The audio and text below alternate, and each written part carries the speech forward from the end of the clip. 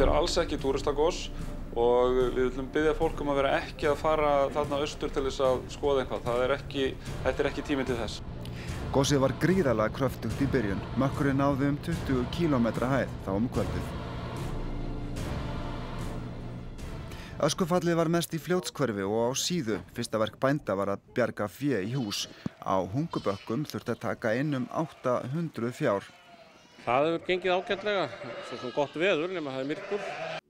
Kirkjubæjarklaustur var eins og draugabær. Þar var niðamyrkur fram eftir morgni á sunnudeginum, en eftir hádegið rofaði aðeins til. Já, eins og þið sjáu kannski hérna, þá er ekki bjart, en það er allavega mun bjartara heldur en það var klukkan 6:30 í morgun og hefur verið fram eftir degi. Íbúar á Klaustri tóku þessu af æðruleysi, líka daginn eftir þegar sannkallaður öskubylur gekk yfir. Hér fer náttúrulega enginn út fyrir dyr og hér verða 200 metrar alveg óyfirstíganlega löng vegalengd. Það var myrkur miðjan dag. Það var engin leið að koma fé á hús. Ég er aðeins búinn að sjá dauðar rollur hérna á lömb. Maður veit svo sem ekki hvað það gerist að hvort að borga sér hennilega vera að setja þetta inn. Við reynum að herða okkur. Við verðum að reyna það, þó þetta sé erfitt, þá verðum við að bara berjast.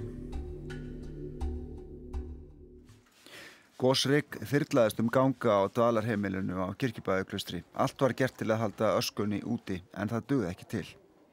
Getur fólk verið hérna? Hvert á það að fara?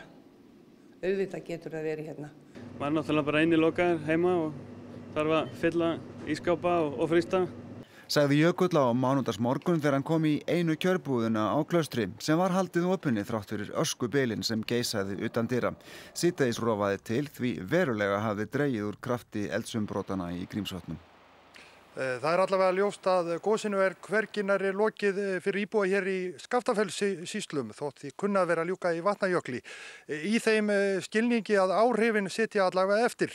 Fleiri tonn af gjósku féllu í opin eldiskör Klausturbleikju austur á Síðu.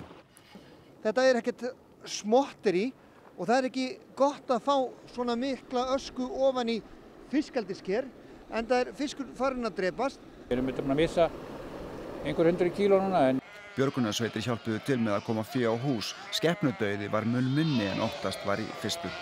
Þannig að það eru bara í lárna blindar sumar sko. En nú er þetta komið í hús með hjálp björgunarsveitarmanna, ertu glöð? Já, bara þvílíkt í skýjónu sko. Ástandið var skárra með hverjum deginum, lífið hélt áfram. Þetta er bara svona svipað eftir Skaftárhlaup, það er svona aðeins núna það.